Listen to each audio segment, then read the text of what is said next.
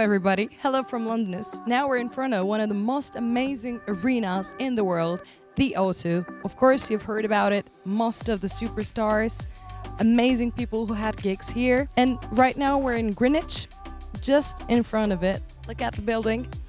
Today I'm gonna talk to you about the 10 facts about the O2. So the building was finished 18 years ago. It opened at 2000 at January the 1st as the Millennium Dome at the cost of £789 million. It had a rough ride in the press and the public weren't kind either, so it closed a year later. On 2007, in 24th of June, it reopened as the O2 and success after success followed. A scala of superstars has been gigging here, from Celine Dion to Sheeran. Of course you've heard about it, but today we're gonna get into more details. So, the first fact about the O2 is that Bon Jovi made the opening of the place. Living on a prayer, Bon Jovi took the risk of opening a place that was not sure to be the sound system, the acoustic, what would they sound like? But luckily, it all went good, and Bon Jovi has made an amazing opening for the place at 24th of June 2007. A Spice Girl reunion gig was the fastest selling show in the O2. And Gary Halliwell said she's actually sorry for splitting up Spice Girls. So who knows, maybe another reunion is on the way. But the biggest draw was Muse. So the capacity is known as 20,000 people. But Muse somehow managed to get 21,000 people. And it was the biggest draw of the O2. But I don't think the Right After Home in the Underground was so good.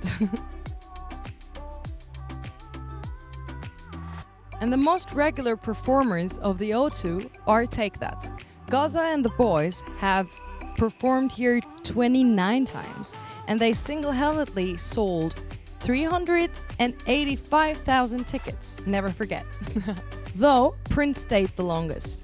So he actually performed a run of 21 nights in the O2, and he was the longest one until Michael Jackson had announced that he was gonna do a run of 50-night show in the O2, but sadly he died before he could do it. So now Prince holds the title. More than 600 artists have played in the O2. And so it's a proven thing, if you're a serious artist, you have to perform in the O2. And right now, if you're recording, I'm saying this, right now I'm a presenter for Londonist, for you, for our international students all over the world. And I'm here, a struggling artist, which is working on our first album.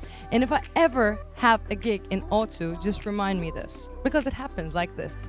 And one of the most beautiful things about the O2 and London, of course, because this is such a Londoner move, a lot of the artists come to their own concerts by the underground. From Rihanna, Jay-Z, Chris Martin, Timbaland, everyone took the underground, the humble underground, which is very easy, much easier and cheaper than the taxi.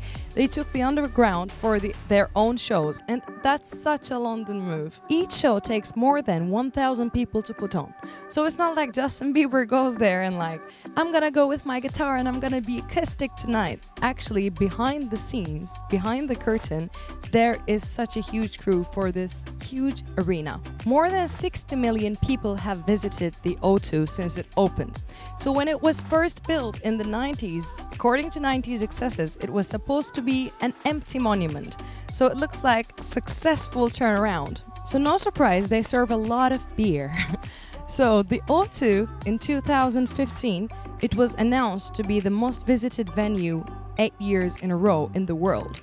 So it served more than 600,000 pints of beer. Well, cheers to that, and cheers to another 10 years. So it's a beautiful, huge, but still a humble place to perform at and to go see a gig. If I ever perform there, I swear to you, I'm gonna go with the underground.